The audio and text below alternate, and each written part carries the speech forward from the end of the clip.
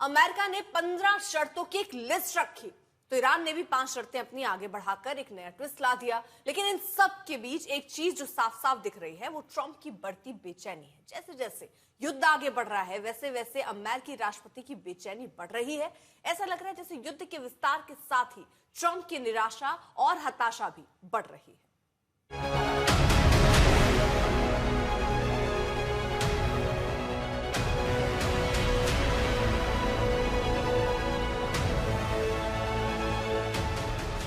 Iran कहता है उसने 24 घंटे में अमेरिका के 23 ठिकानों को तबाह कर दिया।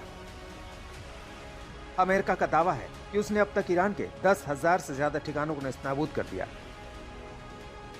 ईरान कहता है कि उसने अमेरिका के जेट F-18 को मार गिराया। अमेरिका का दावा है कि उसने ईरान के 2/3 बम बारूद बनाने वाले ठिकानों को नष्ट कर दिया। ईरान कह रहा है कि उसने मध्यपूर्व में सभी अमेरिकी बेस को ध्वस्त कर दिया है। अमेरिका का दावा है कि उसने ईरान के 92% युद्धपोतों को तबाह कर दिया है।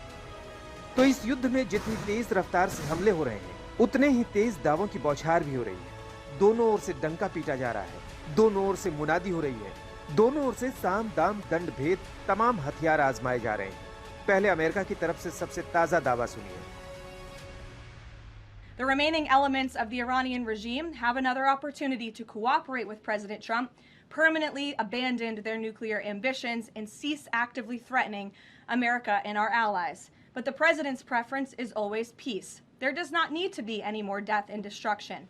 But if Iran fails to accept the reality of the current moment, if they fail to understand that they have been defeated militarily and will continue to be, President Trump will ensure they are hit harder than they have ever been hit before. President Trump does not bluff, and he is prepared to unleash hell. Iran should not miscalculate again. Their last miscalculation cost them their senior leadership, their Navy, their Air Force, and their air defense system. Any violence beyond this point will be because the Iranian regime refused to understand they have already been defeated and refused to come to a deal. गौर कीजिए, white house की press सचिव के शब्दों पर। वो कह रही हैं कि ट्रंप कोई धमकी नहीं देते, यानी ट्रंप ब्लफ नहीं करते। उधर ट्रंप रोज रोज नए दावे करते हैं। एक दिन पहले ही वो कहते हैं कि ईरान की तरफ से उन्हें बेहद बेशकीमती तोहफा आया है। We're in negotiations right now. They're doing it along with Marco, JD. We have a number of people doing it, and the other side, I can tell you, they'd like to make a deal. They did something yesterday that was amazing, actually. They gave us a present, and the present arrived today. It was a very big present worth a tremendous amount of money. एक दिन पहले Trump के दावों का मतलब देखा जाए तो उनका साफ कहना था कि ईरान को उन्होंने घुटनों पर ला दिया है। ईरान समझौते के लिए बेसब्र हो रहा है, इतना बेसब्र कि उसने तोहफा भेजा और इशारा ये भी किया कि इस तोहफे का वास्ता होर्मुज से है। लेकिन एक दिन बाद अब उन्होंने एक और नया बयान दे दिया है। That'll be opened very soon if this works. How soon? And who's in control of it? Will Iran still be able to control the flow of oil? Be jointly controlled. By who? Maybe me. Maybe me. You want the United States to be in Me control? and the Ayatollah, whoever the Ayatollah is, whoever the next Ayatollah. Look.